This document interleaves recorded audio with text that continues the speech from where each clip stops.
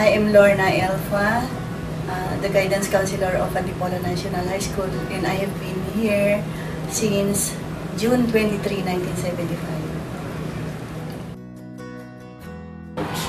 I consider the main problem of our students. Most of our students comes from broken families.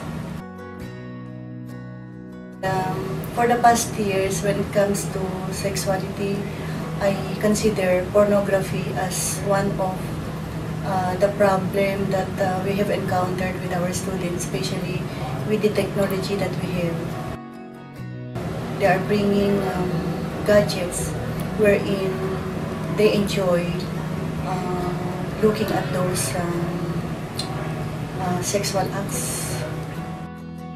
I believe that when something like pornographic scene is being seen by a teenager, ay nanonood sa kanilang buong kalamnan, and alam ko na yun ang kanilang parang nag-e-enjoy sila. Instead of focusing sa kanilang pag-aaral, ay parang doon nila nadadivert, and they are clamoring for a deeper one para lang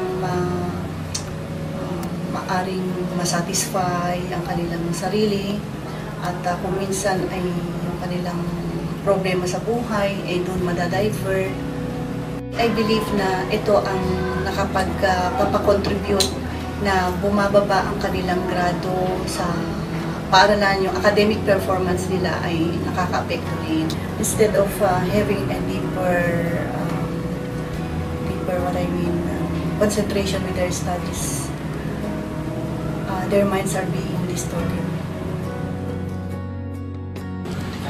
Ang desire ng heart ko ay yung unang-una ay magkaroon sila ng relation with God para malaman nila kung ano ang tama. Because sa mga bata na walang relation with God, akala nila yun yung makapagtutugon to sa kanilang problema, whatever the problem arises at home. So, doon nila nadadivert. And then when they find satisfaction, enjoyment, or fulfillment in what they are doing, they continue to do in a deeper way na hindi sila namumulat na yung ginagawa nila ay nagkakasala na sila. And then, kumbaga sa nahuhulog na sila sa kumunoy. Kaya talagang ang desire ko is makarinig sila ng Word of God para at least ma-decipher nila ano yung tama at mali sa kanila. I find difficulty in my job when I indulge with the students with problem, especially if the parents are not around or cooperative in coming here. And of course, yung kanilang pagiging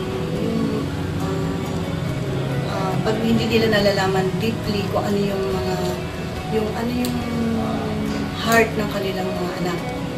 So yung basta na lang pina-enroll yung anak, then wala nang follow-up, and then bibigyan lang sila ng baon. Pero hindi nila, wala silang dinedevelop na deeper relationship with the student para at least malaman kung what are the problems na nag-a-arise sa bata. Kadalasan, especially dito sa ating mga estudyante, kung isa-survey mo ay they come from a broken family, kaya ang problema ay nasa pamilya.